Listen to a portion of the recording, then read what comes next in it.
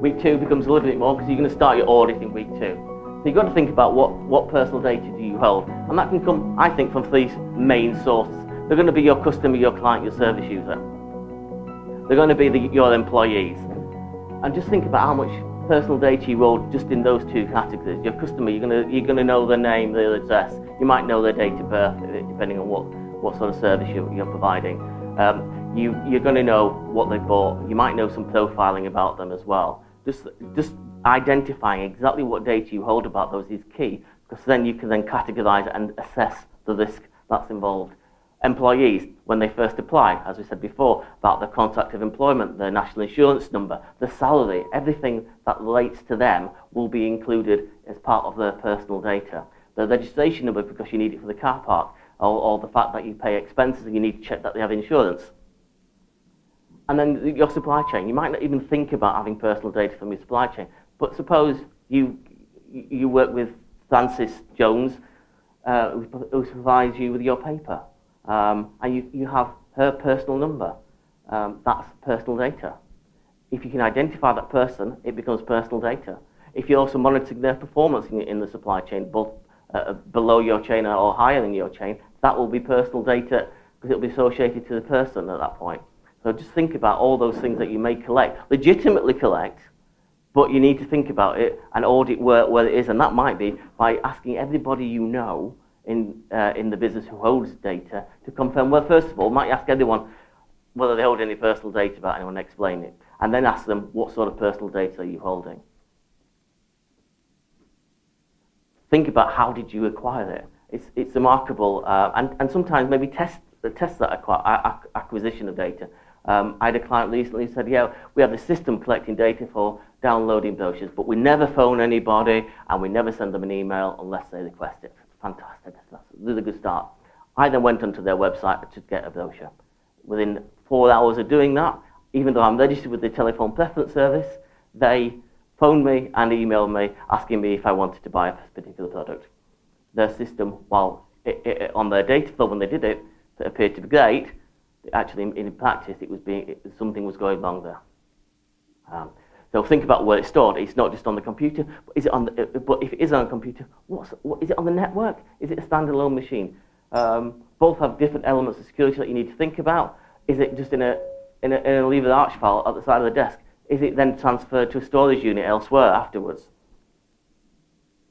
And what security measures do you have? That might be password. It might be pseudonymization of the data. It may be that you have a physical lock somewhere.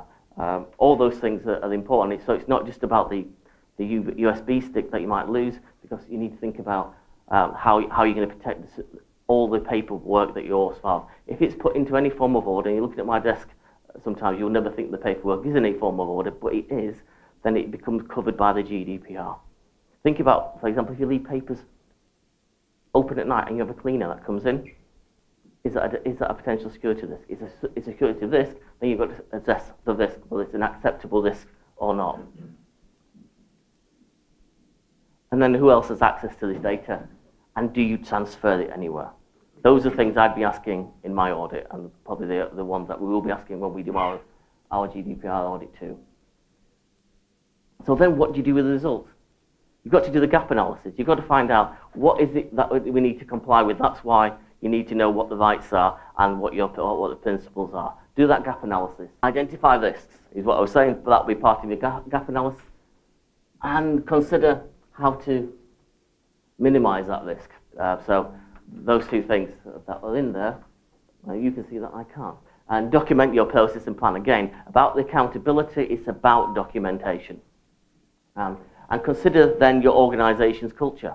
Do you need to start to develop a different culture within your workplace to say this is really important and we don't want to be the first one that the ICO publish a decision about in terms of the data protection? And it only takes one customer to be aggrieved about the fact you've kept their data. And if it's me sometimes when I'm on the phone to that call centre, that someone's phoned me about PPI, all of those traffic accidents that I've not had in the last 3 years, I say, where have you got my data from? And they say, oh, you must have ticked the right box. I've never ticked a box. And if you talk to my wife, she knows I've never ticked a box. And think about it, is it time for a spring clean? Think about, do I really need to keep this data? I've had this number in my phone for 10 years, I've never used it. I thought it was a good idea at the time. Just get rid of it. And do it before the 25th of May, because after the 25th of May, the destruction of it will become a process. And therefore, you're going to have to comply with the GDPR in terms of destruction. So think about this before the 25th of May. Do your housekeeping, do your spring cleaning before then. Excuse me, can you ask me to do that? I mean, I think we've all got hundreds of phone contacts in our mobile phone. Indeed. Do we have to notify whoever saying, can I keep your details on my phone? Strictly speaking, yes, is the answer. Whether or not that's going to be an issue, it would be a nightmare. And